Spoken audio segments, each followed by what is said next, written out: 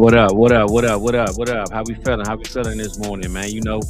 We keep changing them intros up for y'all, man. We gonna figure out. We got one cooking right now, but for right now, we just cranking it up, man. We getting started. We getting ready, man. Week 3 is in the books, and we here to cook up with y'all. How we feeling today, Cody? We're doing it, man. Another weekend in the books. A lot of good college football, a lot of good NFL football. Horrible slate to bet on, horrible slate to break down, but we got through it. And I like this one coming up here in week 4. So we're about to get you through the week, to talk about all the big things, but to get after it. Yeah, man. And after last night, though, bro, listen, last night was crazy, man. I'm gonna tell you right now, it was everybody. I mean, a lot of people pretty sure lost their money. Thought the Bengals had it in the books, and that boy J-Day, man, J-Day something different, man. Washington, the fans don't deserve him. I've been saying that for a long time, and I'm glad my boy, man, did his thing last night, man. He showed everybody, all that I'm just a running guy is over with now, right? Can we at least throw that out the books? I mean, I think so. Like, what the guy had 2 completions. He was 91% last night. Like, some pretty ridiculous stuff. Had the rushing touchdown, had 2 passing. They scored on 15 consecutive drives over the last 2 games. Like, they're clicking. And it took until, they had the one big pass towards the end of the first half to McLaurin. But we've been waiting for this. This is literally the thing we've been waiting for, is when's the connection going to be established? Because obviously, Robinson and Eckler have looked good and Ertz has looked good, but when was he going to unlock a Diami? When was he going to unlock a Terry McLaurin? We even saw, McCaffrey get his work in last night, which was nice to see. Like, they're starting to establish weapons, and I think this is when Washington can really start to get a little bit scary. Now, the defensive side of the football is going to be, I mean, it's going to be tough for 2024, but this offense, and this is exactly this game by itself exemplifies why we're vouching so heavily to go draft Jayden Daniels, especially in seasonal leagues this year, because we knew the defense wasn't going to be good, and we knew that Jayden Daniels was going to be competent and very accurate. And this game right here, scoring 38 points and him having a rushing touchdown, almost 300 yards total. I mean, this is the nuts right here. And, it was enjoyable. They were 7.5-point dogs last night on the Circa Millions against the spread thing that I do with Alex Dunlap and Can't Miss Mitch over at Roster Watch.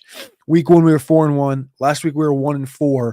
You pick your 5 best bets against the spread every single week, right? Okay. In week 3, we took the Packers +2 against the Titans with Malik Willis. We took the Rams +7 with all the injuries against the Niners. They won outright. We took the Bills, walk the dog. We can talk about that one in a minute. Yeah, we will. The Bucks was a miss, and then the Commanders. And the Commanders was my second favorite of the week, +7.5 on Monday Night Football against Cincinnati in Cincinnati. It was a total maniacal move, but if you watched what Jayden Daniels has done, it made too much sense that this team wouldn't compete, let alone be within 7.5 or have a chance to win this game. Exactly. And if they had a defense, they would have won by 20. Yeah. And my thing with this team is the defense is horrible, but Jayden Daniels is going to keep them competitive every single week. Doesn't matter. He's not turning the ball over. I don't know if you know this stat, bro, but they didn't punt the ball one time last night. 15 for 15 the last 2 games. Neither the last 2 games. I'm talking about the Bengals neither, though. Nobody punted last night. That's a fair point. Yeah, that's what I'm saying. I'm saying the whole game last night was either a score or they turned over on downs, but nobody punted the ball last night, bro. It was one of those games, and I believe that Jayden Daniels on 4th, they was going down on a 4th down every time last night. Like I said, they never punted. It was 4th and 3, 4th and 4. They rolled with their guy, man. It didn't matter the circumstances. They just wanted to get that juice flowing and let people know, man, that we got our guy. And this is why I always go back, Cody, like I said last week, man. It's okay to lose games as long as you lose them in a good fashion. And if they would have lost that game last night because Cincinnati came back, as a fan, you can't be mad at that because they look like they just cooking up. They're getting ready, getting ready for the future. And I wish they would have got one more win last year so they couldn't get them here, man. That's all I wish. You are in the DMV, right? Yep. Mm-hmm. And you're a Cowboy fan. Yes, sir. It's almost majority Cowboy fans here, bro, to be real with you. So what's going through your mind this morning when you look at the NFC East standings and the Commanders are on top? Honestly, and this is being honest, bro. I believe that the reason why the Giants is on our schedule right here is because they supposed to be here, bro. I believe the Dallas Cowboys is fighting on the sideline, they arguing. This get right game is against the New York Giants, bro. And honestly, I honestly We, don't worry about the NFC because you know a different team win the NFC East every single year, bro. It hasn't been one team that yep. continued to win. And the Philly won last year. It was Dallas, Philly, kind of back to back. And do I think the Commanders are good enough to win a division? No, but can they compete and finish over 500 and maybe get 9 to 10 wins? They can. I think they could sneak that out. But in the trenches, that defense is really gonna hurt them. So not that my defense look any better this week, but But yeah, that, talent wise and coaching, I think you definitely believe in that Dallas defense. It's been 20 years, like you brought up, since somebody won that division back to back. That was back when Donnie McNabb was with the Eagles. exactly. But So I I mean, think you definitely looking at trust. I the think you definitely trust in the looking at the big Cowboys. picture though, bro, I think Philly still has it roster wise, even with AJ Brown being hurt and maybe Smitty having a concussion. When them all those guys on the field together, man, if they don't win this division, it's a travesty for that franchise. Like somebody's getting fired. So I still got Philly winning it. Dallas, I would still believe can go to the playoffs, and we're gonna figure out what happened in, man. I don't think the Commanders is playoff ready, but I do believe you give them a year or two. For their sake, I think they shouldn't make the playoffs. I think they need another top 12 pick, man. Get them one of those guys coming out in this draft that's really gonna change the franchise again, and then take them to the moon. But they're not playoff ready right now, bro. They're not playoff ready, but I do think a 7 seed would help them. Would help the maturation of this team. Getting at least like a playoff game in there would I think they probably get smacked in the playoffs with this defense. But you know, it would be such a big win if Daniels was able to win 9 games For this sure. year and For like sure. be on the cusp. But I do get your point 100%. You do want to be in the top 10 of this year's class and potentially get, one Definitely. of those top D linemen. That would be for this team. Hey, Cody, let them people know, man. I've been telling Pops, man, look, we're gonna get a roll call in a minute. I keep telling them it's okay to lose as long as you know what you got cooking later on. And Yeah. honestly, for them to get out of the top 10, it's not gonna demoralize the franchise. But if they can get one of those top 10 guys in this class, man, it changed everything for next year. So root for your team, but off of good losses, like if you would have lost last night, that wouldn't have been a bad loss at all, bro. So don't worry about that. We're gonna get some people out in the chat some love, man. Maddie was out here, man. What's up, big dog? They got that the hurdle tomorrow night, man. Was that 7 p.m., 8 p.m. Cody? Tonight, 8 p.m. Oh, that you know what? Today Tuesday. Damn, bro. That my schedule be all off. It's tonight. That's right. Tonight. I forgot. When Cody get on with me, I'm gonna let y'all know. When Cody do this show with me, this man don't clock out till like 12 p.m., 12 a.m. tonight. So he gonna be in that red chair, man, with the black background all day, man, cooking. So he's the hardest working man, bro. This is my man right here. I'm glad I'm here with him today. Let's see. What's up, Pops? How you feeling, man? Big Corey in the building. We got Jayden Daniels in the building. Shout out, brother. Hey, you need some mumbo sauce? Holla at your boy, man. I got you, bro. Right down the street, man. Shit. Theo in the building. We got What up, Ruckus. Mr. Voorhees, my brother. Let's see. Scoop. What up, Scoop? Dynasty Alex. Okay, good morning to you, sir. Yeah, man. So I came up with some stuff, man. But I think today, what I really want to highlight, especially after last night's game, I think it's the rookie spotlight, bro. I think I want to get a rookie some love. Speak on them, speak to what we saw this week and prior weeks, and how every single week to me it seemed like those are the ones that's really shining, man. We got a lot of vets that we bet on and picked high in our drafts and really thought, oh, they taking off. CD Lambs, Jamar Chase had a good game last night, but the first two was AJ Brown hurt. I mean, so many guys who we haven't seen anything from. But these rookies, man, in only week 3, man, they really coming around. So I want to give a spotlight on some rookies, man. And I'll let you go first on a rookie that you want to highlight. We're going to go through a couple of them. So, just give us which one of your favorite rookies you've been looking at. And I know who it is. So you can give us your first one first, bro, because you've been giving him his love all season, man. I mean, I don't know exactly who. Honestly, I don't know who you exactly. You know what I'm talking about, bro. Come on now. Come I on. know. Man. I'm trying to think. I'm trying to think what you. Well, let's just say, if this was Friday, I ain't walking on this grass. How about that, no man? If this is the movie Friday, I ain't walking on this grass, man. You know. You must be talking about the best receiver in football right Go now. ahead, man. Go ahead, cook it Is up. that what you're talking about? Are you talking about the one and only? The one and Talking only? about your boy, man. Because I definitely talk down on him. So go ahead, do your thing, man. The guy that went double-digit targets again, scored 2 touchdowns, the rookie? Yes, sir.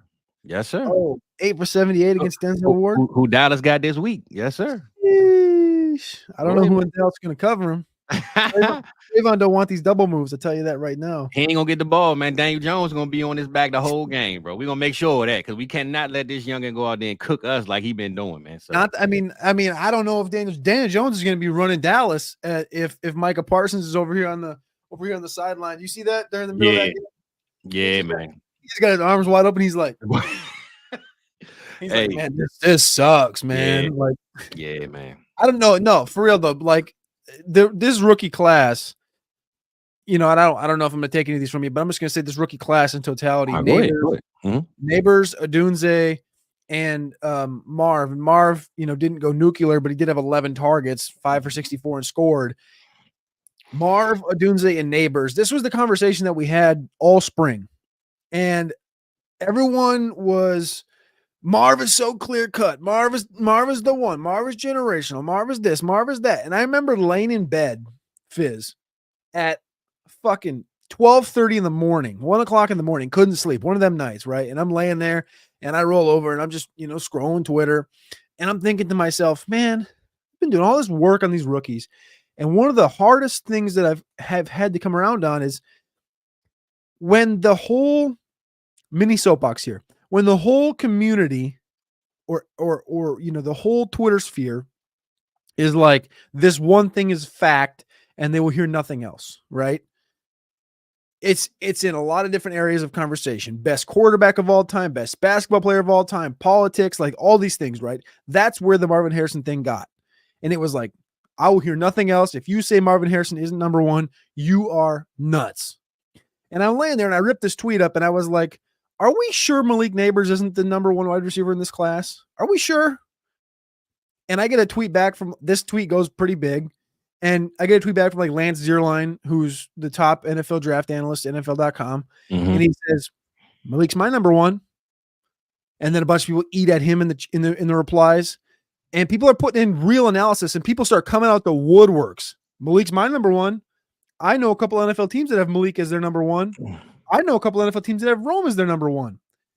And it became a conversation, if you guys remember, like once the draft got closer and closer and once people were more open to having this conversation. I'm not going to take credit for ripping the Band-Aid off. No, for sure. I got you. I talked to Maddie about this before, but it is just very cool and very interesting to see that where the conversation definitely was surrounding Marvin Harrison to where it ended up pre-draft being like these three dudes, all three of these dudes are sick. And we got to see it all in the same exact week.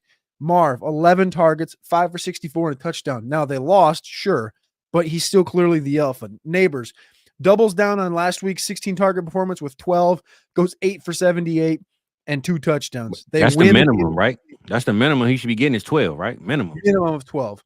Rome, 11, 6 for $112 and a touchdown. They lose, but he's the alpha, and it's pretty clear cut. And the guy's also been kind of going through injuries. So I just want to say, like, rookie spotlight, like this receiver group proving that what they are is what they are. What we knew what they were is like they are the three in the class. They're all number ones. They're all alphas. And guess what, Fizz? This ain't Jalen Rager. This ain't Quentin Johnston. This ain't none of those dudes. These are three bona fides, top 10 guys that we knew coming in were going to do this. And it's really nice to see these guys do this because now you can start to think about them in the top, you know, locked in top 12 dynasty wide receivers for the foreseeable future, like locked in. I know a lot of people maybe I've had Nabers and Harrison up there. Yeah.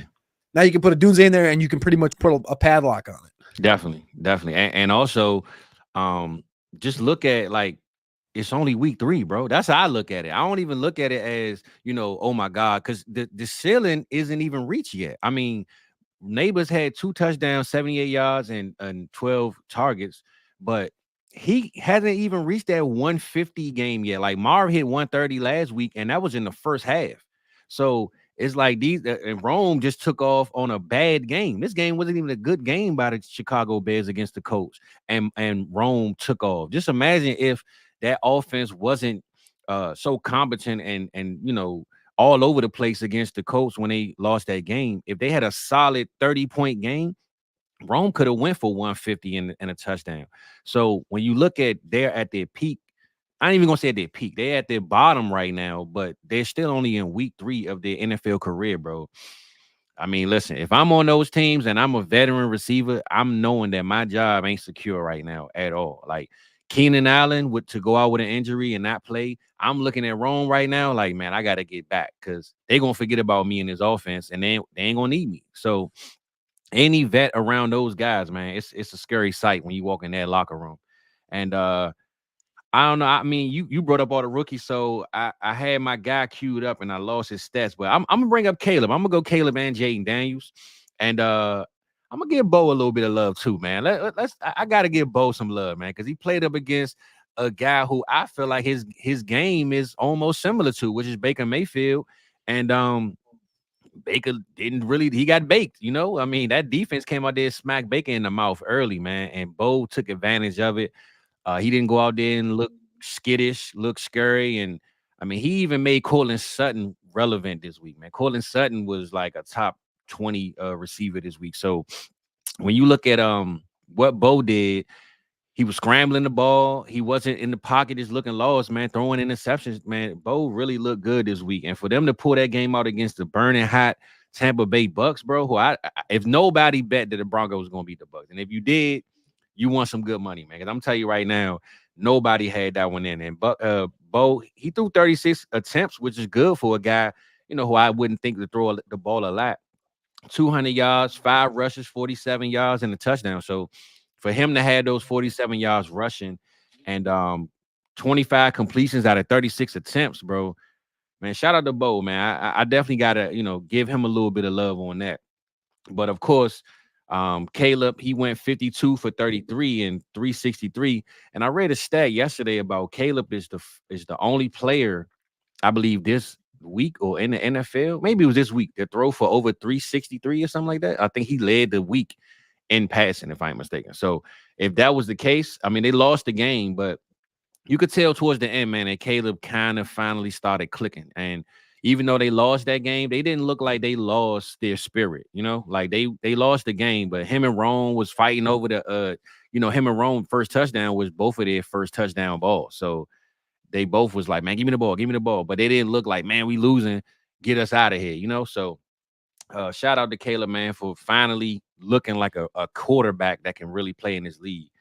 And Jayden Daniels, man, my last guy I got to speak on, man. Like I said, we already talked about him, but Jayden Daniels is really that dude, man. And rookie of the year, I damn sure lost his stat line. That's what I'm saying, looking. But regardless of his stat line, one thing I do know is that Jayden really, man, changed that whole entire game last night. Like when you saw the Bengals come out and score on that first drive, I thought, oh man, it's about to be a long night for them boys. Like I know people that left here to go to that game. So it's a lot of Commanders fans that left here to go to that game. And I was just laughing on the inside, like, boy, they about to be salty out there.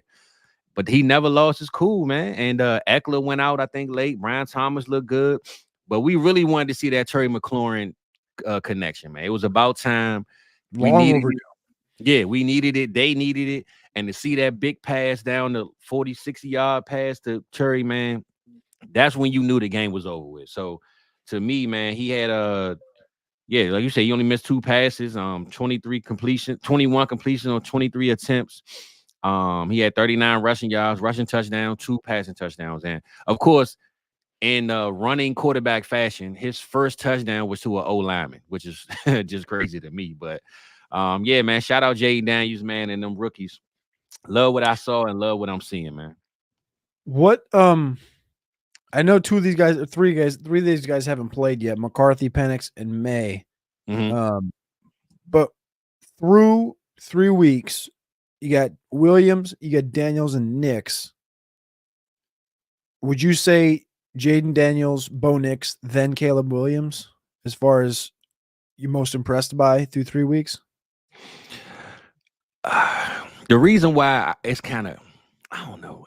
I want to say yeah because we expected more out of Caleb. So it's almost like you kind of gotta drop him below Bo because he shouldn't even be in this Bo conversation.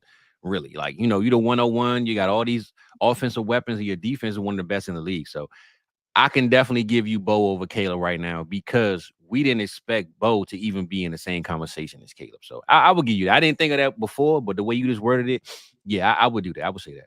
But I Jayden think Caleb. definitely is 101 I, for sure. I think Caleb can still, he's probably going to still end the year ahead of Bo, and his offensive line is just not doing him any favors at all. But Nah, and his run game, and I mean but hey, man, it ain't like Bo got the best team either. So I mean, you know what I'm saying? Hyattsville Shizzles brings up Bo for Rookie of the Year. I do believe you have to have a passing touchdown to qualify for Rookie of the Year. Bro, listen, this dude just be talking, man. He drafted Bo in some leagues and he want him to win so bad, man. I don't pay no attention to Shizzles, man. Shout out Shizzles, man. But I mean, well, outside of the rookies, man, I want to speak on some guys that maybe we didn't think had a chance this year at all, and we slept on a lot. And one of those guys, man, is my guy. I'm gonna bring up right now is Malik Willis, man. Malik Willis, who was done, he was cooked. He was, get him out of the league. He played his team that drafted him and got rid of him and sent them away. And that boy went out there and put up 30-something points on him. And yeah, man, Malik Willis, man, looks like a competent quarterback. But again, I always say this: coaching matters, man. And when Malik Willis really went out there and had Christian Watson, because remember, Christian Watson didn't even catch a pass last week. Christian Watson was out there cooking. The whole offense in general, man. I mean, Tennessee couldn't do nothing. D-Hop looked okay. I mean, Will Levis is still Will Levis. I'm waiting for them to just say, hey, we done with him. But hey, watch your mouth. I'm just saying, man, we got to get some what's that Miracle Whip, because Mayo ain't doing it, brother. We need something else in the coffee, man. Willis got to switch it up a little bit, bro. I mean, Levis, he got to switch it up a little 100%. bit. Yeah, but Malik Willis though, man, he really went out there and balled out. And I know he said during the week he wasn't like, oh, I'm not worried about them, and I ain't on get back time, but trust me, he was on get back time yesterday, man. I know they threw a champagne party for him in the locker room, man. So I think Malik Willis is definitely my highlight of the week for guys that we didn't expect to do anything this year, let alone this week. So who was a guy that you think really surprised you this week or this year overall so far? Well, I think you look at the undefeated teams right now, and it's Buffalo and Kansas City. Yep. Josh Allen, Patrick Mahomes. People say, well, winning's not a quarterback stat, but when you do look at some of these teams, Pittsburgh, Justin Fields, Minnesota, Sam Darnold, Seattle, Geno Smith, right? I think about Justin Fields. And I think, Fizz, if I came to you last, Wednesday or Thursday, and I said, Steelers are going to play the Chargers. Justin Fields is going to have 6 rushing yards. Steelers going to win by 10. You'd go, is Russell Wilson playing? Defense scoring 3 touchdowns? Like, how are they going to do? How are they going to win this game? Right? Yeah. 6 rushing yards for Justin Fields, and they're going to win this football game? No. And this guy goes, 25 for 32, almost 250 passing yards. Something that a year ago would have felt like, this he can't throw for 200 yards. He just can't. And I'm very impressed just overall with Pittsburgh. I was at their training camp, and this is second year in a row I've went to Steelers training camp, and there is truth to teams being successful early in the year that have tough training camps, and Pittsburgh's always one of those teams that has a brutal training camp. Baltimore technically is too, because the Harbaughs have tough training camps. Baltimore, of course, has had their own situation. The Chargers now you're seeing start out pretty good. But when you have a tougher training camp, you're ready to go early in the season. And I'm just really impressed overall with how Pittsburgh has looked. Calvin Austin had himself a damn day, 4 for 95 and a tug. I mean, this is I don't know what to do with Pittsburgh, but I'm impressed with Pittsburgh to this point. I think I still need to see a couple more games. They have the Colts at home this week. and then it's a Monday or Sunday nighter. Dallas Sunday night. Yep. Sunday nighter against Sunday Dallas night. at home. Mm-hmm. It's at home. So we're gonna cook them up, baby. Don't worry about it. And then Vegas, and then the Jets and Giants. Like those are literally 5 winnable games. Like I know the Cowboys are a better team overall. The Jets get the better quarterback, but the Colts, the Cowboys, the Raiders, the Jets, the Giants are 5 winnable games for sure going into a bye week. You could hypothetically look at that and go, all right, let's say they drop 2 games here out of the next 5. They're 6-2 going into a bye. And everybody in their division don't look good. So the Browns don't look good. The Bengals 0-3. Lamar and them are 1-2. I mean, they could possibly, bro, win this division, man. I don't believe it. I believe Baltimore are going to get it together, but the defense is good though. I mean, this defense is it's giving up like 8 points a game on average. So yeah, I mean, I'm with you, man. Listen, Justin Fields been my dog, man. I got him in every single league I can get him. I'm taking him over players that I shouldn't have taken him over. I just believe in the guy. Got offers for him for crazy prices that I probably should have traded on. But I just believe that once Justin got another shot with a real situation, he was going to take advantage of it. And I still don't like Arthur Smith whatsoever. But I'm just glad yesterday he let him throw the ball. Like you just said, 6 rushing yards. Who in the world would have thought that they would win a game without him having more than 20, 30 rushing yards? Plus, actually look like they literally won that game. They didn't just win the game. They looked like the better team.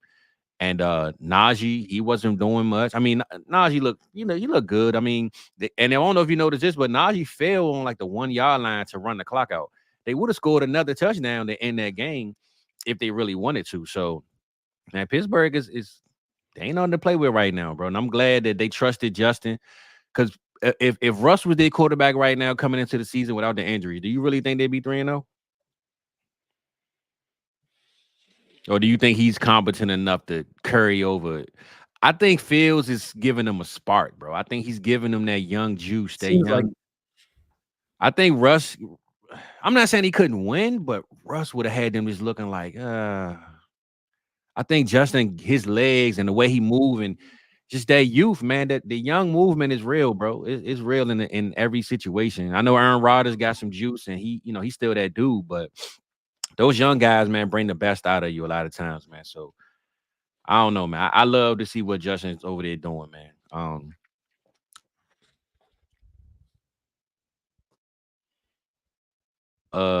Firm Bryce Young believing, praying that he goes to the LA Rams or something. But we're gonna give Andy Dalton his props, man. Andy came in, he shook up the room a little bit. He pretty much let him know, hey, I'm still here. I'm still the red rifle, And the Carolina Panthers, I guess, believe in him enough to say, hey, do your thing. So I know they claim that they not the ones trying to trade Bryce, and I think Bryce kind of threw it out there himself, like, hey, y'all can trade me.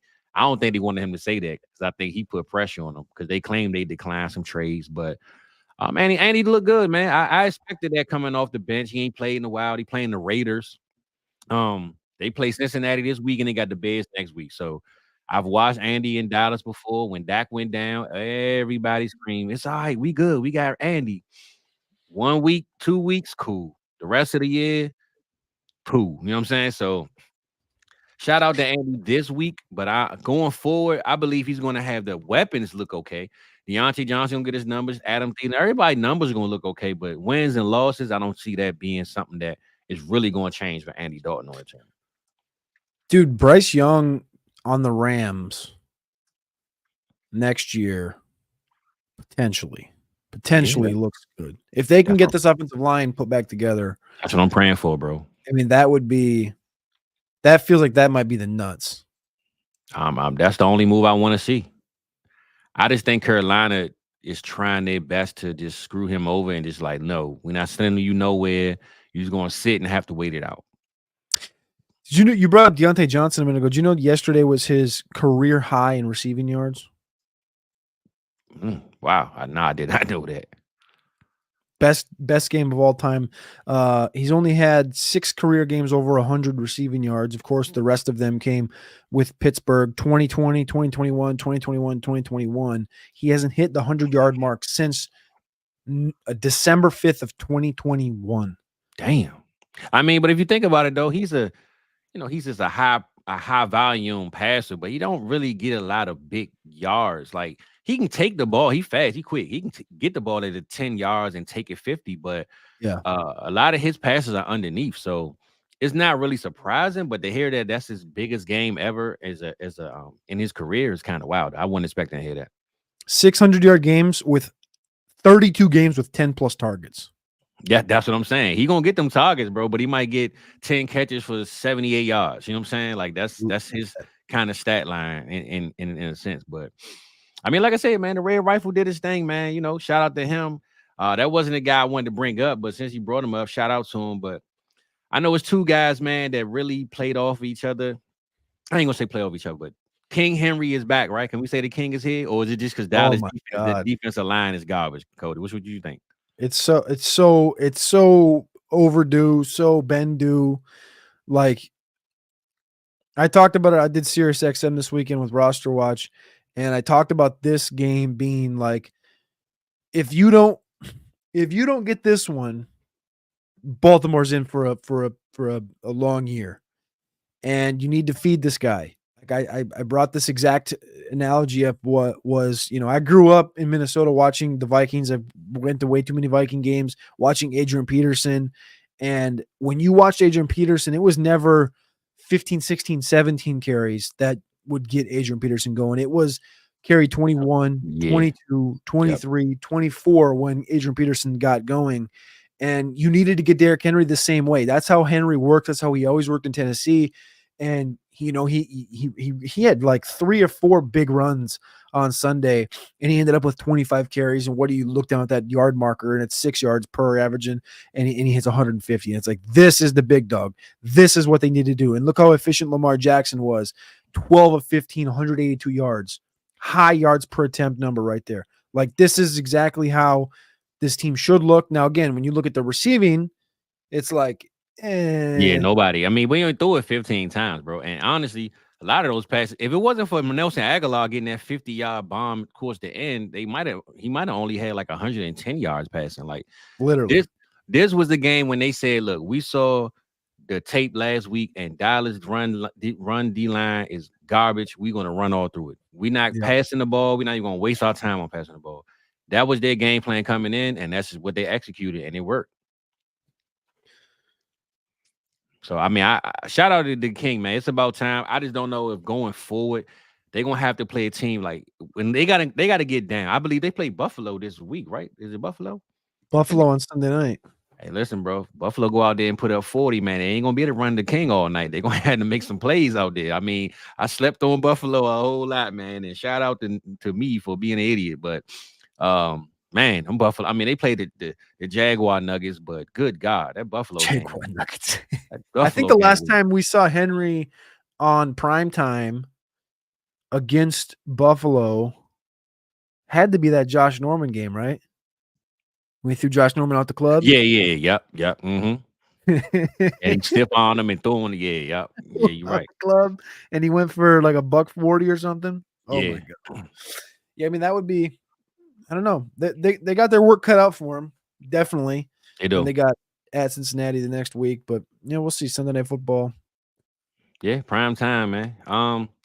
And one more little nugget, man, I want to throw out there was Kyron Williams, man. Kyron Williams took that game over Sunday against the 49ers, who we just remember last week we just spoke about the Rams could lose the next 4 or 5 without those guys, and they went out against the 49ers, who were down and was down like 21 points, like 28-7 or something going into like the third, and the 49ers just folded, bro. Brandon Ayuk is all over the place. You're not catching the ball. Juwan Jennings, of all people, is leading your team in receptions, catches, touchdowns, 170-some yards and 3 touchdowns, bro. And I'm talking about not even just regular wide open. He catching the ball over people's helmet. Like, man, give me this ball. Like, the way he was balling, for them to lose that game, they owe him an apology after that, bro. Have you ever seen the Juwan Jennings Tennessee highlight tape? Nah, I'm sure I did. He's the original. I talk about dog rating a lot during the pre-draft process. He's the original dog. He's the one when I was in college that I saw. And when you hear this guy on the back end, like behind the scenes, this guy is a complete menace. And he, like, I don't even really know how to explain it. I just didn't. I implore anybody listening that wants to watch a maniacal receiver, just go type in Juwan Jennings, University of Tennessee highlight. It's and then just type in the word dog after it, and there's a video literally called The Dog, and it's pretty fantastic. Yeah, no, I haven't seen it, but I'm a damn sure we'll watch it today because the way he looked Sunday, I mean, he's on a lot of best ball teams. I'm not sure who started him in the actual lineups, but I played, of course, two people that did. But You got you got him in some best balls? Or you played him? I've been holding for like a year now. Honestly, I Hell did yeah. it. I held him not knowing they was going to draft Pearsall, and so I was like, man, why not? They re-signed him. They gave him like a 2-year, $13 million deal or something over the offseason. So yeah, man, he definitely came through. But yeah, man, I mean, we had some good breakout games and some good solid people. And speaking of breakouts, bro, I know I told you, man, you the college guy. I know you just went on Jennings college tape. And hey, man, we're gonna switch it up, man. I'm gonna let Cody talk his talk, walk his walk, man, and give us a spill on some of these college players. I know you told me the one guy you wanted me to put on the thumbnail was good old Arch, man. Good old Arch is in the building, so this is first time he's here, and the floor is yours, brother. I mean, Arch Manning, I think the point is, and he's not draft eligible in 2025, but we've already seen enough out of Arch. And I know people go look at the box score of this game against UL Monroe and they'll go, man, he was 15 for 29, 50%. I mean, that's not good. But if you go turn that tape on to that game, they had 5 super explosive plays against ULM, which is 20 plus yards. Last week that they played against UTSA, they had 6 super explosive plays. When you watch Arch and you watch Quinn or you watch Carson Beck or you watch anybody else that's in this draft process, there is nobody in this draft in 2025 that has a better deep ball than Arch Manning. And Arch Manning, again, literally just made his first career start. Last week he came in like the second quarter to fill in for Quinn and went 9 for 12, 223, 4 touchdowns, no picks, and went nuclear against UTSA. When he gets into this system and gets it dialed in, this guy is going to be obviously the clear number 1 pick in either 2026 or 2027. It sounds like it's going to end up being in 2027 based on a threshold that wants to be met by the Manning family. But just know that coming down the pipeline, like when I actually today put up a column over at rosterwatch.com that has my 20 quarterbacks to watch for the 2025 draft class. I don't have anybody in the elite tier. When I looked at the group, let's see if I can pop this thing back up. I literally just X'd out of it. When I look at the elite group when I look at the quarterback group in 2025, it's Quinn, it's Beck, it's Shadur, and it's Jackson Dart. And these names that people know, Cam Ward is also up there, but I all have them in tier 2, all of them in tier 2 in like an upside tier, right? They all have upside. They all have arm talent. They all have flaws, however, in their game. We'll talk about those guys as the draft gets closer. And they all have had good seasons so far. Cam Ward, Heisman front runner right now. Quinn Ewers, when he gets back healthy, Heisman front runner. But yeah, big quarterback class. I wanted to just, touch on the quarterbacks for now this week. And also just note that over on South Harmon FF, we're dropping a column a day. T-Rock's putting up 2 pieces a week. Maddie's putting up 2 pieces a week. And then on Fridays, I'm putting up like a Devy/college football/draft piece over on southharmonff.com in the articles section. And this week, this past Friday, you could see all of my Devy ranking updates. And a lot of these quarterbacks moved, went up, went down. And the one thing that will stay the same is the quarterback 1, the quarterback 2 of the future. And that is Arch Manning at Texas. And Nico Iamaleava from Tennessee are staying up there because these are the 2 clear-cut best quarterbacks in football. And they're probably going to come out in the same class 2027 if all goes as planned. But just know that as we go into this draft process, that this 2025 class is not going to compare to when Nico and Arch come out. And you know what? It wouldn't surprise me if Nico was the 101 in 2026 and then Arch was in 2027, just because of kind of where Tennessee is at right now. And him just, I mean, that's the guy that got $8 million in NIL a couple years ago. So big money. Anyway, that's the update on the quarterbacks. That's the update on the college football front. And, I like to touch on that every single week and just bring a little bit of that to the forefront. But yeah, there's columns going up every single day over at southharmonff.com from T-Rock, Maddie, and myself as well.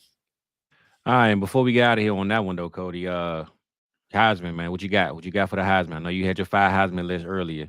What you got for the Heisman, bro?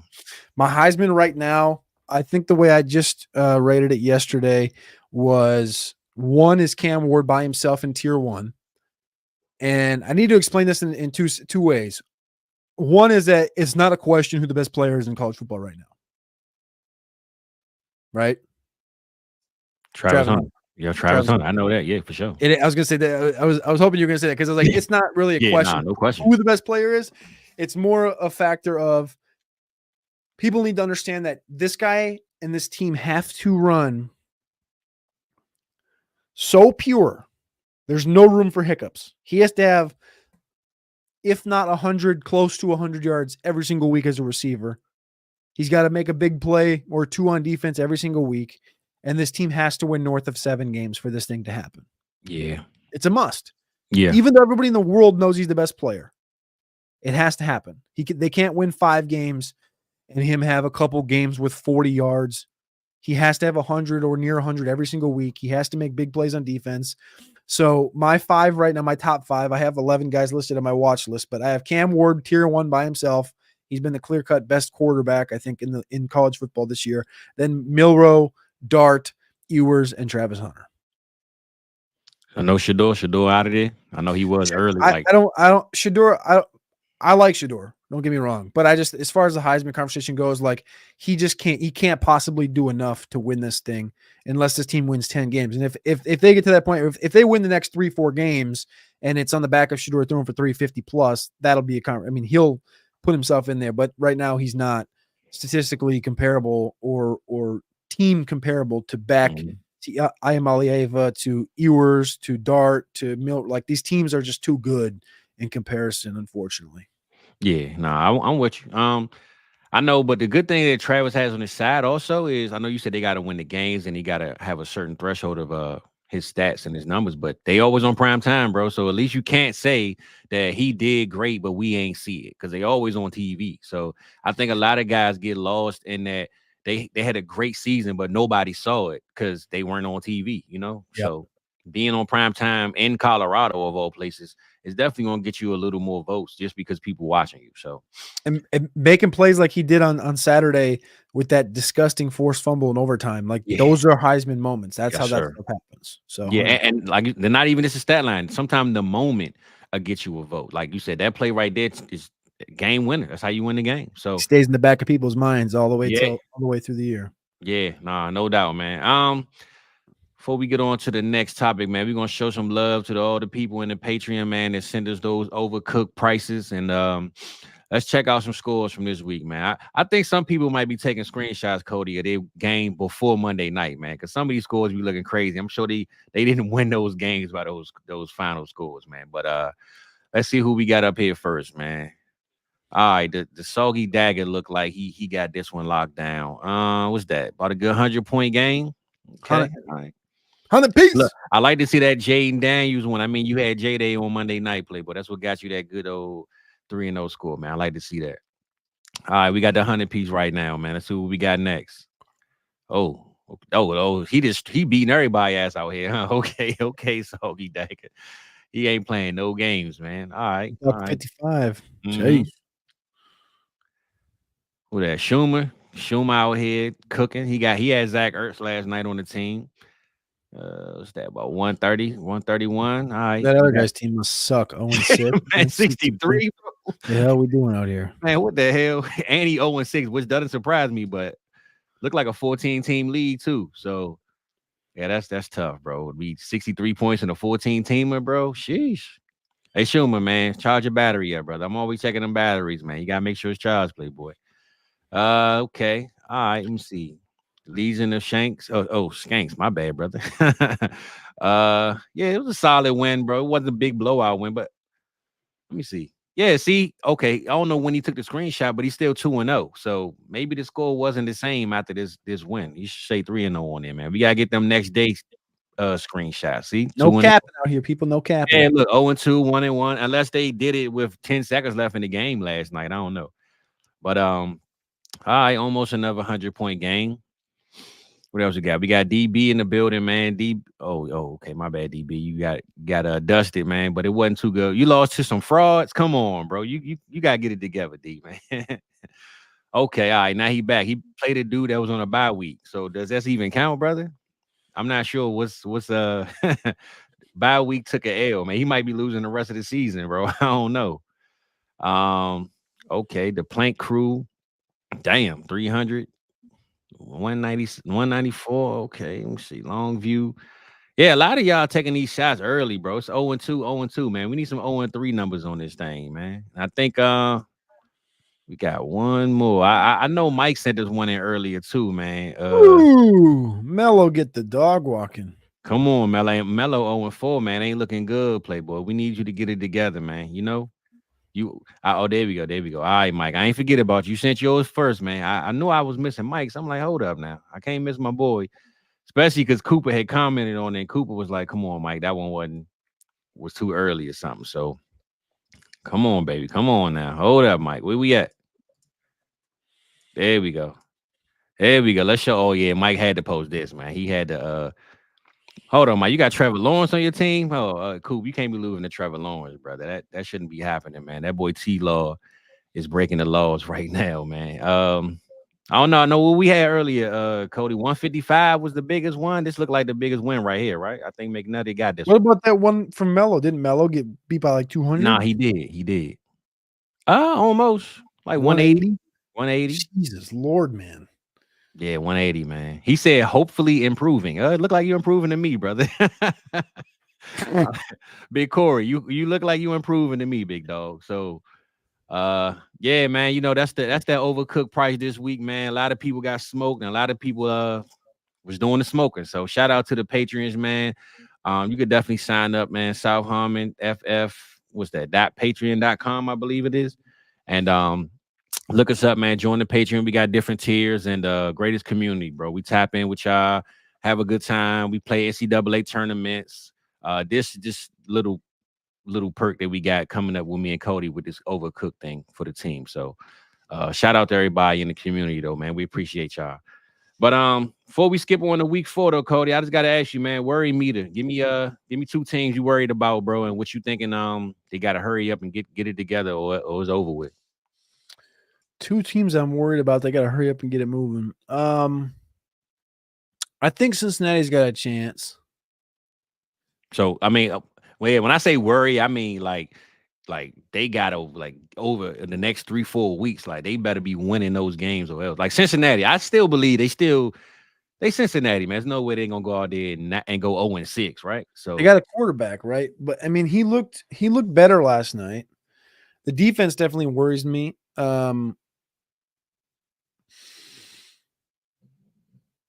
I think just because of Burrow, I'm not worried. Yeah. Miami is in a big spot, especially with no Tua for a month. Miami's a team that definitely had high expectations. That's one I would say. Dallas and probably the Niners, but the Niners are like there's injuries there, so I kind of give them a little bit of a lean, but they don't look like the old Niners. The old Niners win that game on Sunday. So I'll go with Niners, Cowboys, and who else did I say? Niners, Cowboys, and Miami. Miami, okay. All right. That's a good list. And I actually had 3 of those teams on my list, but I will say I'm gonna go the Texans, the Colts, and the Browns, bro. I think the Browns are definitely it's to the point with the Browns, bro. If they don't even have they even scored 20 points this year? I don't even think they scored 20 points this season. Dude, they can't throw the football. I mean, no, 17, 18, and 15 against Giants. The O-line is overcooked, bro. And I get it, but that's what I'm just saying. The worry meter for them, man, is something to really worry about with this team. We expected them coming off of last year, going into the playoffs. They had 3 teams from that division in the playoffs. Or was it 4? Did they have all? No, it was 3, right? They've given up the most sacks in the league so far. I mean, Chicago's been getting slacked. Tennessee's been getting slacked, but these guys have 16 sacks in 3 games, something like that. I mean, I know we all dog Deshaun Watson, bro, but it's like man, you could put anybody back there right now, man. It ain't gonna be good for those guys, man. And I think the worry meter right now on Cleveland Browns is at an all-time high.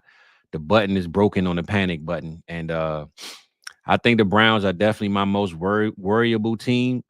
Um, I think the Colts too, man. The Colts got to really step it up. I know they won against the Bears, but it was an ugly win, man. And A. Rich, the playing quarterback, like not just being an athlete, but playing quarterback, bro. I watched that interception he threw in that end zone. He threw it directly to the defender, bro. He was like, "Hey, you want it? Like, I don't see nobody open. Somebody just take this ball." And if it weren't for Jonathan Taylor, bro, they would have lost that game yesterday. Jonathan Taylor is on his feet right now, carrying his team, bro.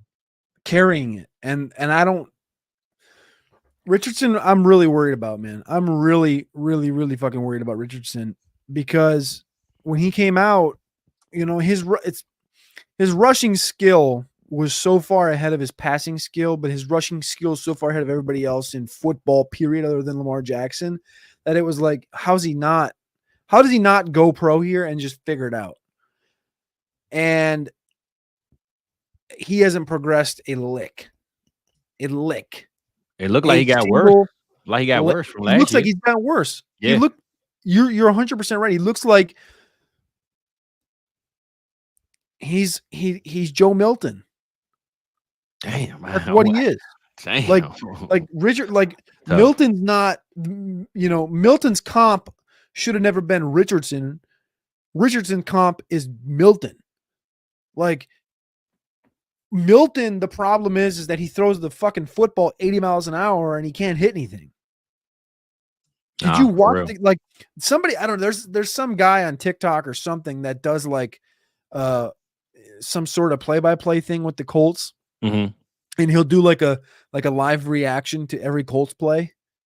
And it's like you just watch Richardson drop back and just throw a football harder than you've ever seen anybody throw a football in their life and go 10 yards over somebody's head. And this guy's like, what are you doing? Like, it's like, how do you can't wrap your head around.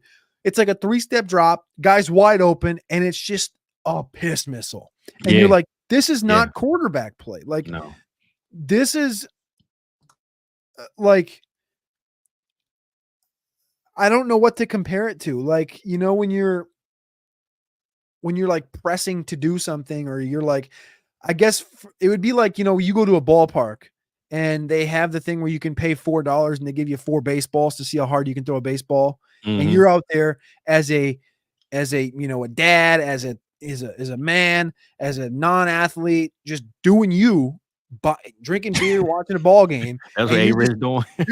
Just think about the aggression of how hard you would try to throw that football, right? Or that baseball, right? Sure. You're trying to throw. How fast can I get it so I can take a picture of this thing? Trying to impress somebody. Right? How hard can I throw it?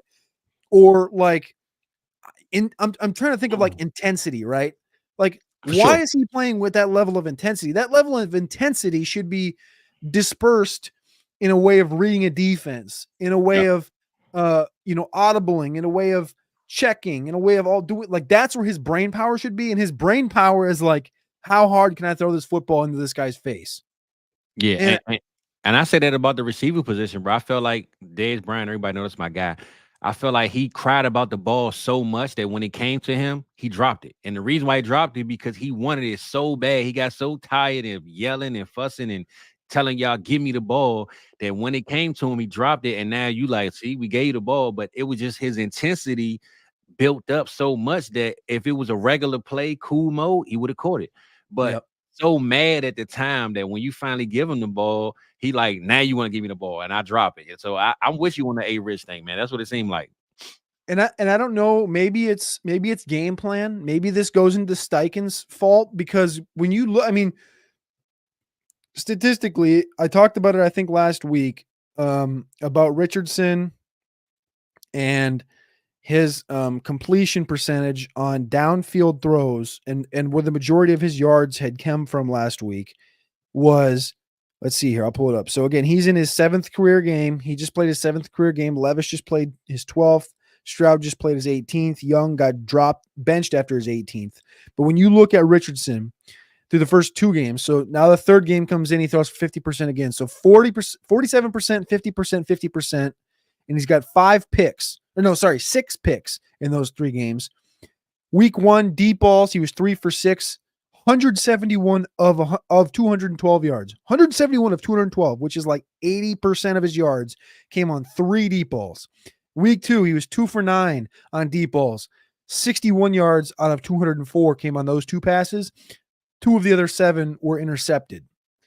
And then in this game, he's 10 for 20, and he's got the deep ball to Brent Granson. Granted, I'm not even going to say I watched this game, so I could be wrong. This could have been a dump off to Granson where he ran with it, but I know the Pierce ball was definitely a deep ball. It was like a 20-yard pass to Granson, and he took it like another like 20 yards or 30 yards. Okay, so it was middling, right? Yep. So, but the point is like through 3 games, they've been going deep consistently with him.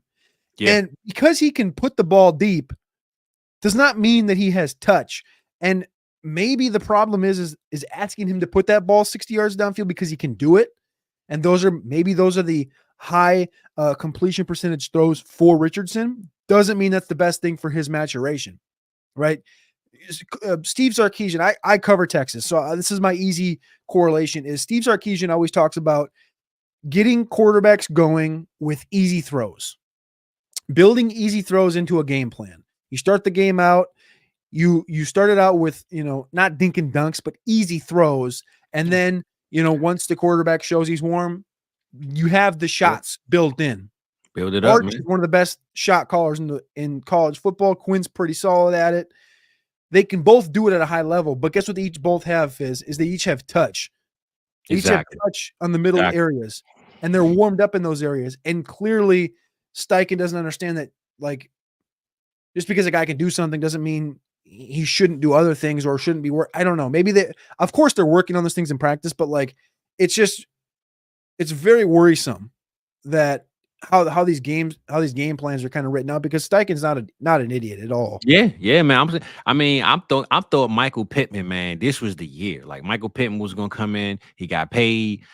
Last year he was a target machine. Even with A. Rich, we thought A. Rich couldn't get him the ball coming into the season. In game 1, he had like 17 targets or something last year. So this year, looking at Michael Pittman, who's non-existent on the field at this point, if Pittman ain't doing nothing, who else you think doing anything? AD Mitchell, I mean, is he even there? And a lot of this isn't on them though. It's A. Rich overthrowing the ball, underthrowing it. And Jonathan Taylor right now, man, is literally carrying this team. Without him, they might not even have a win. They wouldn't have won that game against the Bears. I know that for a fact. Alec Pierce is dog walking Michael Pittman right now.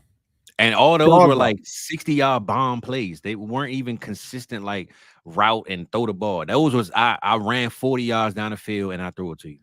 That's the wild thing is like Pierce, like you just said, averaging 25 yards per reception, 9 for 225.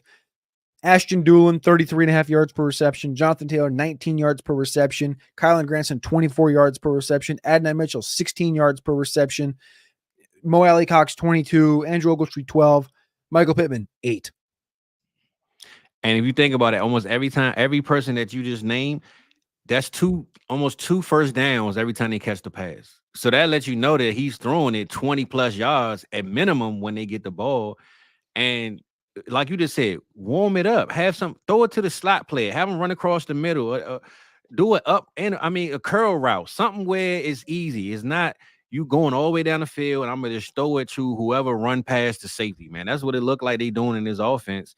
And coming from Philly, and we saw what he did in Philly with that coaching up that offense. I'm not sure what they got going on in Indianapolis, man. And that's probably my most worrisome team because we saw a whole lot more coming out of that team.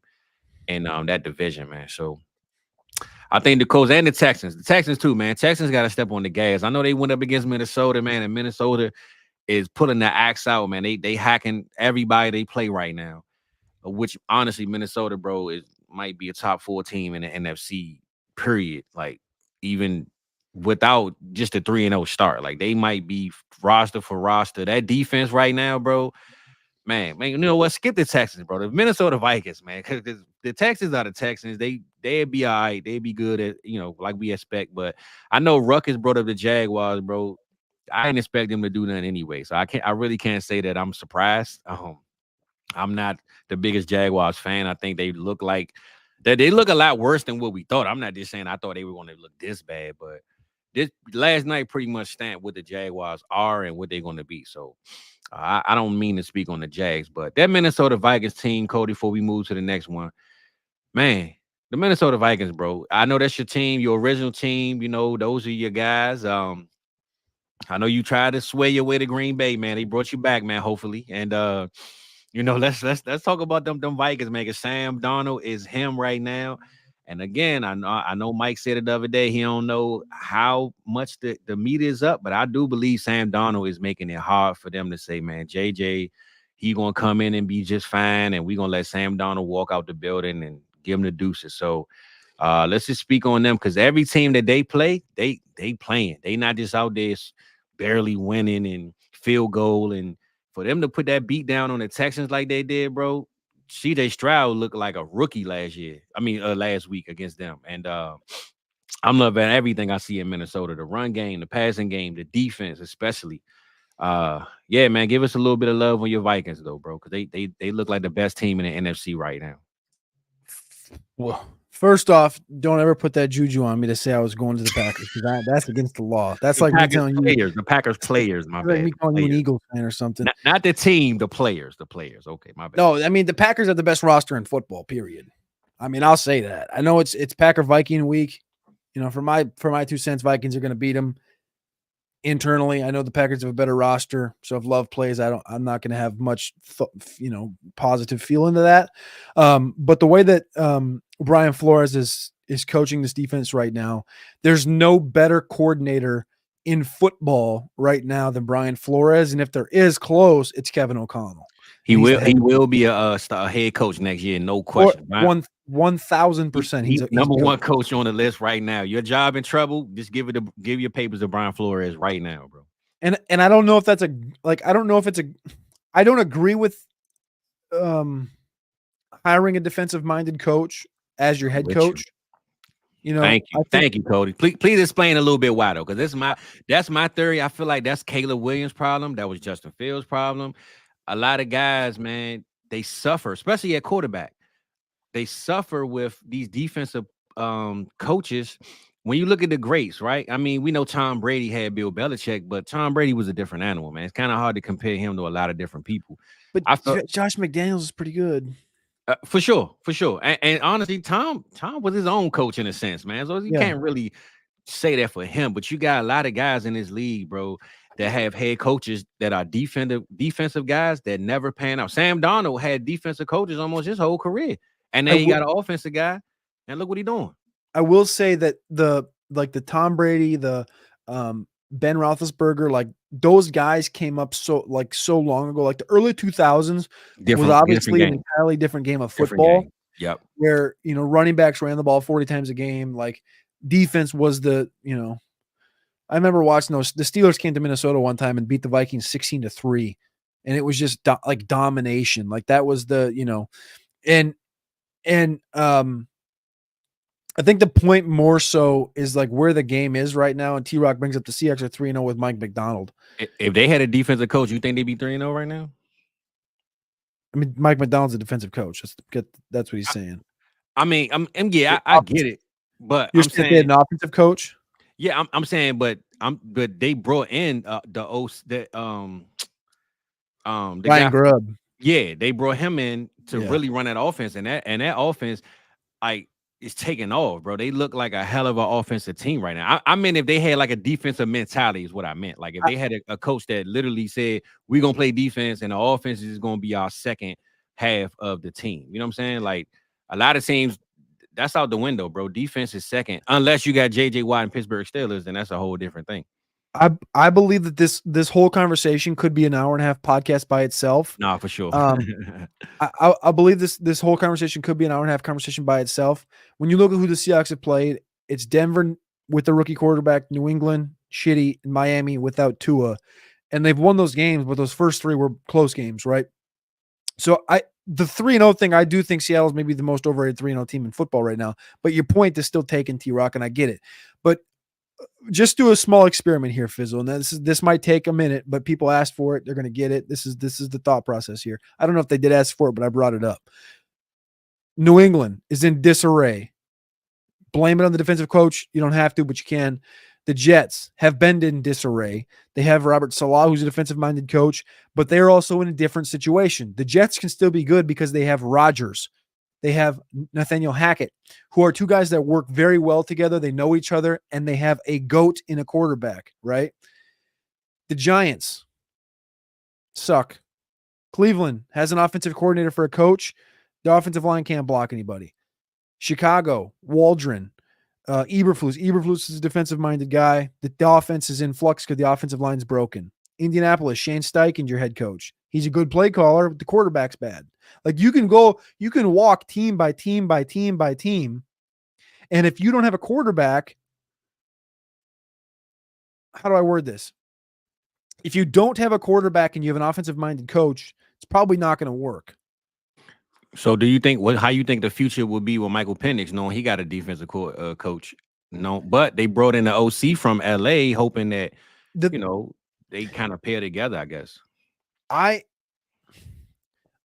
I mean, Kirk Cousins don't really count. He kind of already a seasoned vet. Is no OC that can change his game. But I'm just saying for the future with Penix not having a head coach as an offensive guy, it's a different situation because I guess you could say it's kind of similar. Like so in Seattle, I view that situation as almost like an anomaly because McDonald is a defensive coordinator, was a defense coordinator for Michigan, was at Baltimore, and now you're talking about Ryan Grubb, who's his first time in the NFL. He was an offensive coordinator in college. So I don't believe Grubb should have been a guy that comes into the NFL, gets a head coaching job right off the bat. That doesn't make any sense to me. So it makes sense that he would not be the coach in that situation. In Atlanta, you could have made a case for Zach Robinson to be the head coach, but Raheem Morris had already been one. He had already had a connection there, and it made sense. I think that Atlanta is one of the worst franchises in football. I don't think they really know what they're doing. I think they're going to blow this entire window. I think Penix is going to be good and has a chance to be good. I just don't think the team's ever going to be good around him, even though it doesn't make any sense with Bijan and Drake London and Pitts. I get that, but it's going to need, and I don't know if this happens because of Arthur Blank inducting himself into the Ring of Honor and the way that this whole thing is set up. I don't know if Fontenot ever loses his job. I don't know if Raheem Morris loses his job in the next 3 years because Kirk Cousins is going to keep this team good enough, at least this year. And they love him. Like, I just think that Atlanta's in a very, very sticky, disgusting situation. They're in a mediocre situation, bro. I just think winning 10 games or 9 games is a championship for them. Like, I think even this year, right, going into the playoffs, if they make the playoffs and lose first round, they're going to pat themselves on the shoulder. Good. This is what we came here to do. Like, be better than last year. I think they just focus on being better than what they were, but I don't know if the goal is Super Bowl for them. I don't see it with what they got going on. And T-Rock brings it up. Like, all the great coaches are offensive minded, but the Tomlin thing here is the only defensive minded coach to compete in the top of the coaches. The problem is like Belichick was good. There's a number of defensive coaches that are good head coaches. Pete Carroll was solid. You have to be able to adjust. If you can't adjust, you're stuck in your ways, bro. And Tomlin and Belichick and Pete Carroll came up when it was the thing to have the defensive minded head coach. It's changed. So if you can't adjust, which Tomlin to me is one of the greatest coaches of all time. The coolest coach ever, bro. He can relate to every player on that field, and he adjusts with his players, not even just the times of the league. He looked like one of those guys that the 20-year-old players can go to him and have a conversation, and he can understand what they're saying. Like, he's not so old to the point where, you playing a song, let's just say, in your car, he don't know the same song. Like, he's going to relate to those guys so much that they're going to want to play for him, whether they win or lose, because they just love their coach, man. You got certain guys who your coach is your boss.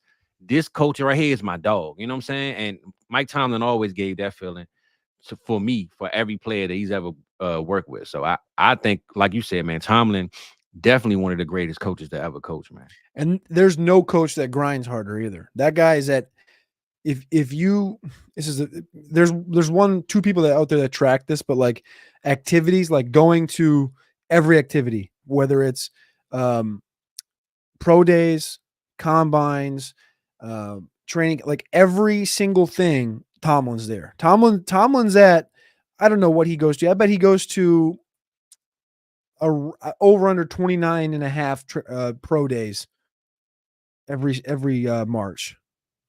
Probably that's probably the number. And like the month is like 30 days, right? And there's pro days every single day. Yeah, This 30 days. guy, look, every single day of the month is on the road. Like there's no coach that's out there doing that. And you see him at Liberty. I saw him at Liberty when Malik Willis was there. I've seen him at like 6 different pro days that I've been to. He's everywhere. And I mean, what he's in, we talked about Justin Fields earlier, what he's been able to do with Pittsburgh, keeping this defense where it's at, keeping this team, against the grain of the NFL, never below 500. Like it's just, I don't know how we got off onto the Mike Tomlin tangent. Yeah, I know. But it was Ryan Flores. Yeah, that's right. I mean, but I feel like Jim Harbaugh, bro. He's not the best coach overall, but he just one of those guys, man. These players love him. He win everywhere he go because the players love him, man. This dude seemed like if your kids got a game and he got an off day, he'd pull up at your kid's game, man. Like that's just the vibe he give me, that he love his players and the players love him. The NFL seemed to always, every place he go, the organization side out with him at some point, but seemed like the players really love him, man. So, I know, like I said, we all over as far as the coaches go, but that Brian Flores, 100% is the hottest coach on the market right now if he wants to leave Minnesota. But how good is he going to be as a head coach versus what he's doing right now in Minnesota, man? Every coach want to be the guy. They want to be the head coach. I get it, but man, I'm gonna tell you, bro. If Minnesota go to the Super Bowl, man, don't leave, Flores. Just stay, bro. Just do your thing. Don't leave a good thing, man, to go to the Panthers and be their 10th coach in the last 3 years, bro. Don't do it, man. I don't want to see that though, Cody. But you done with Flores, bro? Before I move on to the next one, I know. Yeah, I'm good on Flores, homie. Yeah. I know, me too. Hopefully, he ain't my coach. So look, man, we gonna see you later, Flores. Let me see. Yeah, I know we spoke on, I guess, the teams that we was worried about, and that one the 2 breakout teams. But let's just get on before we get out of here, man. Week 4, and let's break down a couple of matchups. And I know somebody in the chat had asked about Star Baker or Dak this week. Speaking of Dak, what do you think about this Thursday night game coming up, man? What you think fantasy wise, as far as players go, and the overall outcome of how you think this game gonna go? I mean, we know that they're not going to run the football, right? Like even they need to run the football, but this is a complete incompetent Dallas Cowboy team as far as that goes. We saw Ferguson kick back this week, 11 targets, healthy. Those have to be your feature pieces, Ferguson and Lamb. We see past that. I love seeing Tolbert double down. So I enjoy everything on the Cowboy side of things. I think this is you would know this better than I because you're a Cowboy fan, but this feels like it has the makings of potentially was it Cowboys Washington 3 years ago on Christmas, 47-0 on Monday Night Football. That was a Christmas game? Or what game I was that? I think it was New Year's. That might have been like New Year's? Is that what it was? New Year's. Because we always play them in the last week of the season. Yeah. Because my birthday is the 16th, and then Christmas is the following week, and then we play them. We always play them around my birthday time. So yeah, it was like a New Year's. December 16th? Yeah, yep. My birthday's December 17th. Oh shit. There we go. Hey, where we going, bro? Let's link up. You know what I'm saying? Let's cook up, baby. Hey, breaking news, man. That's why we here. Fire. I ain't know that, Playboy. December 16th. That's me. That's fire. That's me. My daughter's the 21st. So what time was you born? 3:32 a.m. Shit. 12:08 a.m. All right. Well, hey, look, that's why I'm brown and you a little lighter, brother. That's all it is. That's all it is, man. But we almost as I was in the beginning of the day. So yeah. So yeah, we're full almost 21 hours apart. I was like, maybe you were born at like 11:55 p.m. and I was 10 minutes later.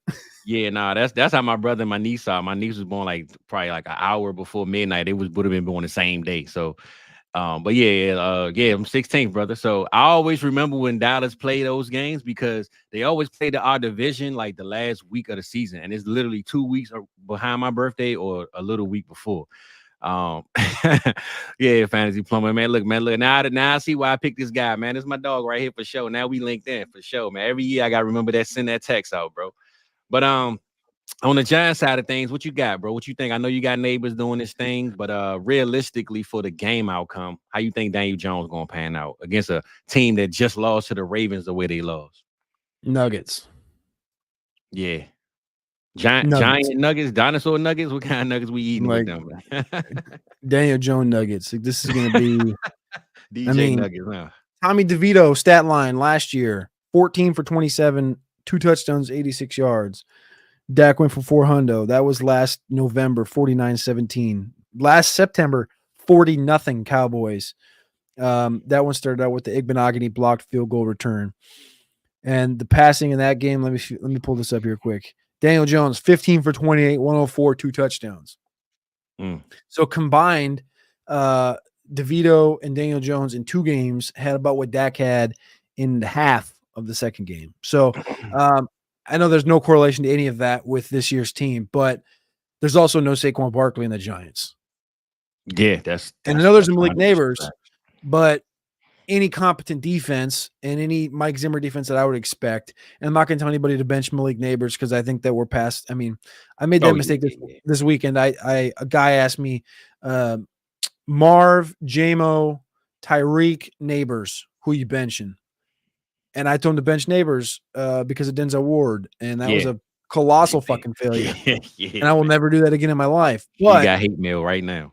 If you were going to do it and stay Bayesian and say, well, I was wrong, now I'm going to completely jump back and I'm going to say that I was wrong last week, so now I got to bounce back to the opposite side. I do think that this Dallas game poses a real threat to Malik Nabers in week 4 because there's nothing else on this roster. And the Cowboys actually have a competent defense, and they're trying to get back on a short week. I mean, they're gonna do their best to bracket the shit out of Malik Nabers. And my only thing is with Nabers, he's a hell of a receiver. I just believe his biggest plays is going to come when Travion Diggs is going to try to jump the ball. He's going to try to get that interception when he's not supposed to. And I know how he roll, man. Every time when he get that ball coming and he want to get that pick 6. If he go for that ball and he misses it and Malik Nabers catch the ball, go 50 yards, I could see something like that. But outside of one of those plays, it's going to be tough for Nabers, man. I still think he's going to get 12, 14 targets. He might even get 60, 70 yards out of the deal. But a breakout type game, I don't know. No. I mean, in this one, that's what I'm saying is like Malik Hooker should be on top of him. Like it should be Diggs. Hooker should be over every single time. Every time. Allowing Diggs to jump. Because he should be jumping on Daniel Jones. For sure. I'm it's gonna be a bad game. Yeah, period. I mean, it is a division game though, and it is. You're gonna be happy. I know that. Nah, that's for sure. That's for sure. I'm trying to go see it, man. Hopefully, man, I can get a step out a little bit and go catch that one. I'm gonna bring it. We're gonna skip this Giants and the Broncos, man, because whatever with that one. But Vikings and the Packers, man. Look, your 2 favorite teams this year, bro. Give us how you feeling? How your temperature is? First, do you think Jordan Love gonna play? And second, if Malik Willis is ultimately ruled the starter, how you think Green Bay gonna shake against this Vikings team, bro?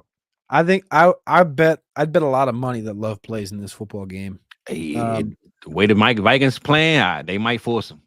I love Willis, but as a prospect, I don't love him because he's a Packers quarterback or anything like that or what he's done. Yeah. He might be one of the better humans in all of football. Period. I think if they roll out Malik Willis against the Vikings win by 20. This defense, the way that Brian Flores is running it right now is it's too maniacal for a young guy like Willis to really diagnose. I think Love has an upper hand by having worked with Rodgers for the last 3 years and having an understanding of that offense and having played against the Vikings before and played Brian Flores last year. Now, granted, the defense is a little bit different than it was last year, but I lean Vikings here. But if Love plays and he's 100%, this is going to come down to the wire. These games always usually come down to the wire when both these teams are good. So I think you're shooting all your bullets in this one, though. I don't think Addison will be back, Aaron Jones looks rejuvenated. You love Aaron Jones. You love Justin Jefferson. Yeah. Jalen Nailor has a touchdown in all 3 games this year. Yeah, I think man. it's all 3 games. Nah, Naylor looks good, man. He looks like he found a way to get open. He doesn't have Nailor's the been best stat line every week, but he's scoring touchdowns. Yeah, and he's been a great flex. So he's scoring 12 fantasy points every single week. That's a great flex, a great deep flex that we've been able to utilize. So I think on that side you go there. On the Packers side, I do think they're going to try and run the football with Jacobs. They have to try to slow the game down a little bit. Slow the game down, and also like force Flores' hand in certain situations. I think there's going to be a lot of checks. I would assume. Based on Love and this Packers offense and the history with Rodgers, I think they trust Love to make some adjustments at the line of scrimmage. And if he can understand this cover 0 defense by Flores and check in and out of some stuff, it could pose threats. But I think I lean Vikings right now. And I see my boy E had brought this up, and I said this yesterday. Do you think they should just let Love sit another week just because this Vikings? You don't think so? This is a massive game. It is. It's a division. If it wasn't the Vikings, maybe, but playing against the Vikings, bro, and they hot right now, you gotta set the tone, bro. I'm with you. The Packers can't go to 2-2. I mean, they have to go to the Rams next week. The Rams should be healthy by then, I would think, at least with one of these receivers back.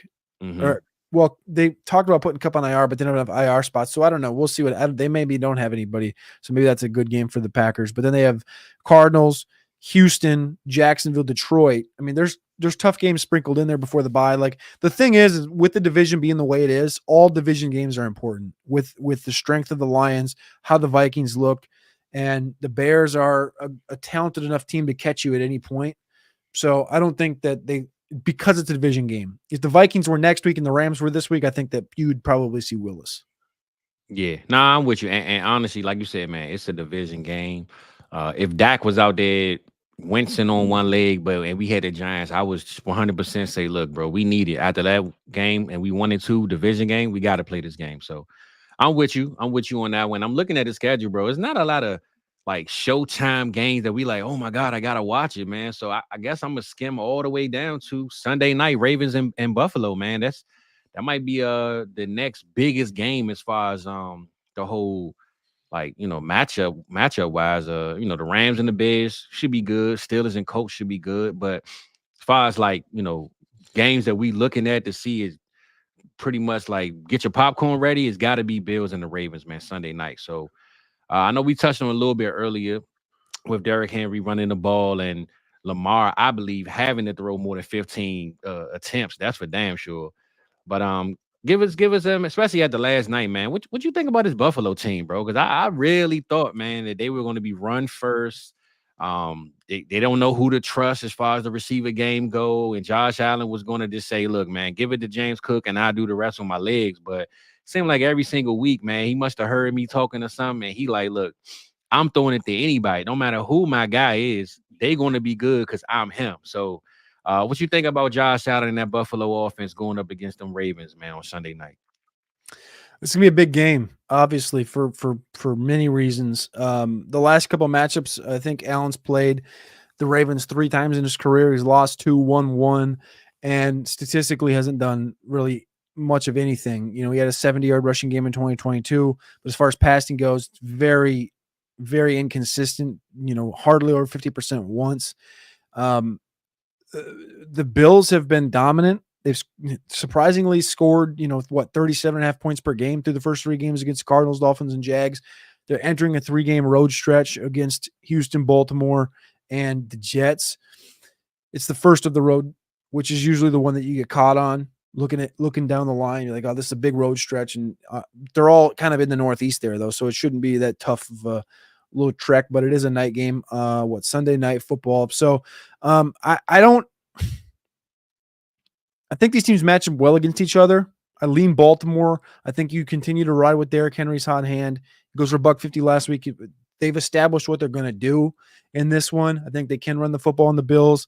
On the Bills side, I mean, Josh Allen, I had this thought last night of, Josh Allen's been QB1. Like, yeah. This is, and he gets respect, but I believe because of the Patrick Mahomes career arc and Super Bowls and Allen versus Mahomes and all this stuff, that Allen's dominance in fantasy football kind of gets overshadowed. And people understand he's the QB1, right? Year after year after year. But he does not get near the glow that I don't give it to McCaffrey, him. I ain't gonna lie. I don't. I don't either. McCaffrey, LaDainian, Falk, Cam Newton, AB, Cooper Kupp. He doesn't get near the glow that all those guys got when they were, fantasy killers. And this guy on a weekly basis somehow propels Buffalo to 47 points with Khalil Shakir, Ty Johnson, rookie Keon Coleman, Mac Hollins gets some targets. I think I said Khalil Shakir already. James Cook, looking like one of the better backs in football, like running the ball for 30, 40, 50, 60, 70 yards any given week. Nothing he can't do, bro. He look like that dude, man. He's like he literally he's like Superman. Like he's literally carrying, you talk about Taylor carrying the Colts, like Allen is carrying the Bills, and he's been doing it for multiple years. Now I get that, that hasn't exactly correlated to Super Bowls or Super Bowl appearances or anything like that. But as far as fantasy football goes, like he is. I mean, they lost to the Chiefs though, bro. Like he's a killer. Every team in the AFC would have lost to the Chiefs in those games, man. He's just getting cucked though. Like that's the thing. Is like his whole legacy is getting. He lost to Mahomes. He can't beat Mahomes. Can't beat Mahomes. Can't beat Mahomes. It's like, well, he's still the greatest fantasy quarterback of our generation. Yeah. Yeah. I just say this though. He better hope an NFC East team ain't in the Super Bowl when he go, man, because we know what Buffalo does against the NFC East in the Super Bowl, bro. But you're right though, man. Josh Allen does not get his flowers, man. And you know me, I'm a Lamar Jackson guy, and I want Josh Allen to make Lamar go out there and be a real quarterback. I want him to say, man, Josh putting up 40 every week. Like, I need to come out here and establish. Forget this run game. I know we got King Henry. Man, I'm going for over 300 yards passing, not 120 and 80 rushing yards. Like, I want Lamar to really take the challenge. I don't even know if you saw the video of Marlon Humphreys was on Instagram Live, and Lamar was like, bro, why you on that? Like, we ain't even look good today. Like, get off, Like, Lamar seemed like we won this Cowboy game, but we should not have let it come that close. And we got a real serious business game coming up Sunday night. And I really want to see Lamar, man, step up and be what Jayden Daniels was last night, where we thought, oh, he couldn't throw the ball and he's only going to run. And even though I don't expect him to not only get 2 incompletions, but Lamar got to go out there and throw that ball for at least 280, bro. Give me 280 and 2 touchdowns in the passing game and remind people that you the MVP, not just because you just run the ball and run all over the place, man. You got to go out there striking. If you look at receiver for receiver, I mean, it's not like Josh Allen receivers are that much better on paper than the Baltimore Ravens. I mean, you do have likely, you got Andrews, you got Zay Flowers, so there is no disadvantage of pass catchers on this game. King Henry versus James Cook. I mean, this is a hell of a shootout type of game, man, and Lamar got to make it one. So, my goal is to see Lamar do what he do his thing, and make Josh Allen, make him be the better quarterback in this game. So, outcome of that game though, Cody. Who you got winning?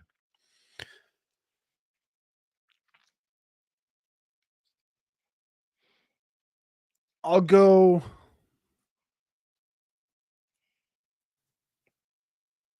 And you can do a spread if you want. It's up to you. I'll go Bills. 23, Ravens 21. Okay. All right. Well, I'm gonna go Baltimore because they in the press, man. They almost lost that Dallas game. It could have been 0-3, and they see the Pittsburgh Steelers can take this thing, man. So I'm gonna go Baltimore, and I'm gonna go Baltimore.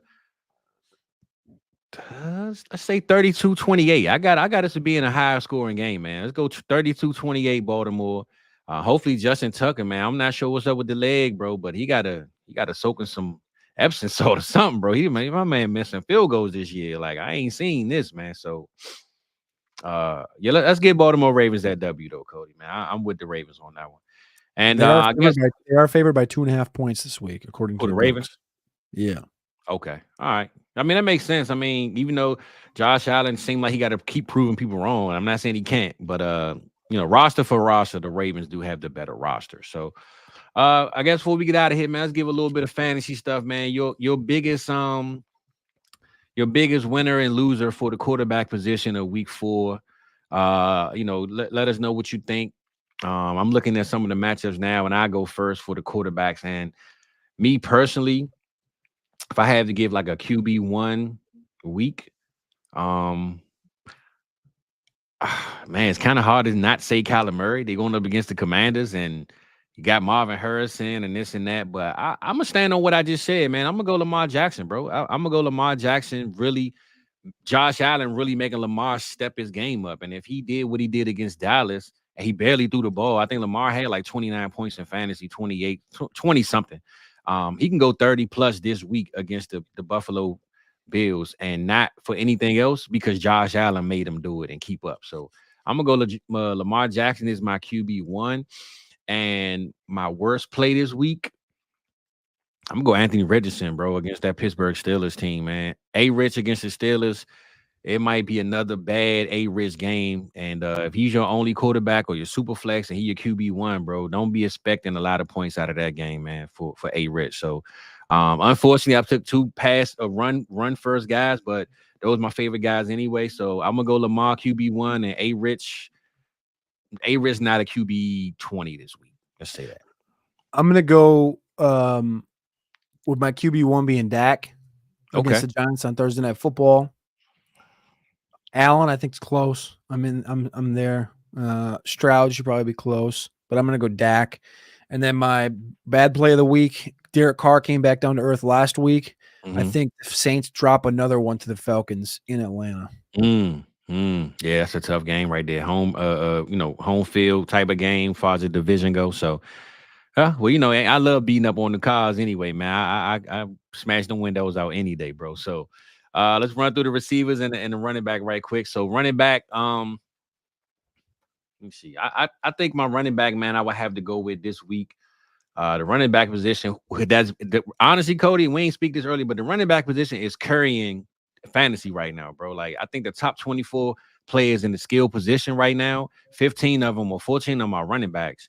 And it's Saquon, Kamara, Achane, David Montgomery, Derrick Henry at the last week, Bijan, Brees, Jordan Mason, Zach Charbonnet. All those guys are better than, other than the breakout game yesterday from Jamar Chase, but CeeDee Lamb. It's a lot of receivers, man, that haven't shown up, and them running backs are carrying this league. So if I had to go running back for RB1, man, I got to Saquon Barkley, bro. I don't mean to take the guy that everybody should pick, right? But it's got to be Saquon Barkley, man. Until further notice, Saquon is really that dude, and it's kind of hard to go against him. And the one guy I got to say is going to have a bad week. I would probably say, well, for expectations anyway, I'm gonna say the Achane, man. Achane again. They're going against the Tennessee Titans defense, and we know that defense don't play no games, man. And with whatever quarterback they throw out there this week in Miami, Achane might have a bad week 4. So I'm gonna go Achane for a bad week, and Saquon to keep doing what he's doing at RB1. Give me Najee Harris against the Colts as a top 7, top 8 play this week. Okay, I need to get a little deeper there. My bad. He ain't been up there all year. He's been like a guy getting ranked like 20. But he had his arm in the sling yesterday. Is he gonna play? Is he gonna be all right? Or my biggest fear, man, Artis Smith, man. He's a grown he loves ass the Cordell man. Patterson, bro. He gonna find a reason to get Cordell in that game, man. Grown ass man. Yeah, I'm with you. I don't see any update on it. Okay. Well, I know he had a sling yesterday, but I ain't heard nothing about it. Well, if he's in a sling, then and he's not, so I'll give you Najee. And if you don't want Najee, then I'm gonna go ahead and I'm gonna give you Deonta Foreman as a deep donk. Him and Jerome Ford against the Raiders, who just got gashed by Chuba Hubbard. Foreman got 14 carries in week 2. He had like 3 last week. Jerome Ford got some run. Ford's got some explosion. It's either Ford or Foreman. We'll see where I end up at the end of the week. But let's say both of them. Yeah, somewhere both of them are going to combine for at least 120 on the Okay. ground. And then for the bad week, I'm going to go Dobbins again to stay down to earth against the Chiefs. Yeah, I could see that. Damn, bro. Okay, now you done went a little deep in the crates, bro. I wasn't going that far. I was just sticking chalk, man. So I guess, man, I got it for the receivers, man. Before we get up out of here on the last topic, I guess for my receivers, man, I'm gonna just say this: Marvin Harrison could be receiver 1 this week, but that's not who I'm gonna roll with. But I'm gonna say Marv can be receiver 1, man, against that Washington defense. If Kyler do what he's supposed to do, let's get Marv at receiver 1. But man, you got me, man. You done messed me up though, bro. Now I gotta dig in the crates, man. You know what? I'm gonna go for Stephon Diggs again, baby. Stephon Diggs last week. A lot of people, I know Nico is still that guy. And Nico is clearly the receiver 1. But Stephon Diggs against the Jacksonville Jaguars team, who look like absolute trash. I'm going to put Diggs as top 15 play this week, bro. Stephon Diggs, top 15 play. And my bust of the week, I guess you want to say, can we say he ain't really did nothing though. Damn, man, you done put me. Oh, you know what? I'm gonna go your guy, Malik Nabers, man. Malik Nabers is gonna be the one who you already said it earlier, but Malik Nabers is, I think, right now at least a top 10 receiver, on the week. So let's give Malik Nabers his receiver 22, man. Out of the top 20, no Malik Nabers this week, man. That's my bold call in the receiver position. All right, Justin Jefferson holds it down, wide receiver 1, back to chalk for me, versus Jair Alexander. I think historically, if I pull up Justin Jefferson's log against Jair, it's pretty tasty. 6 for 81, touchdown, 4 for 133, touchdown, 4 for 60, touchdown, 12 for 192, touchdown, 5 for 59, 6 for 141, touchdown. Like, I like it. So I'm going Justin Jefferson, wide receiver 1. And then for the bad week, as much as I respect Rodgers and Garrett Wilson's connection, Pat Surtain has been a complete seatbelt. So I'm going to go Garrett Wilson kind of regresses down. I'm not going to say he's a complete dud this week like Mike Evans was last week. But I do think he finishes outside the top 20. Okay. All right, man. I mean, hey, I know we had some fantasy questions, man. Hopefully those help some of y'all with your lineups and go play best ball if you don't want to worry about none of those things. And before we get up out of here, Cody, I know y'all got the hurdle tonight. It's at 7 to 8 p.m. 8:15 p.m. Eastern time. 8:15 p.m. Eastern. Today is Tuesday, so tomorrow we got the AMA. We got America's game coming out this week. We got Fizzle Friday, and we got the trade show Saturday. Cooper got Grinding the Edge pod. I know Eric Vanek dropped the pod last night. Mike dropped a new episode of that good old Spotlight, which is my favorite show of all time, man. So make sure y'all on the podcast feed if you're not. I'm not sure who don't like podcast feeds, but we got them. So make sure you tap in with it, man. And before we get out of here, Cody, anything you want to holler to people about, bro? Let's have another good week, brother. That's it. Cook up, man. Well, look, we done cooked something up for them peoples, man. I'm glad we got to do what we do. And cook up, baby. Next Tuesday, 10 a.m. We're going to be there. Y'all be there. Give me one before we get out of here, Cody. Hey, December 16th, December 17th, baby. We out this thing.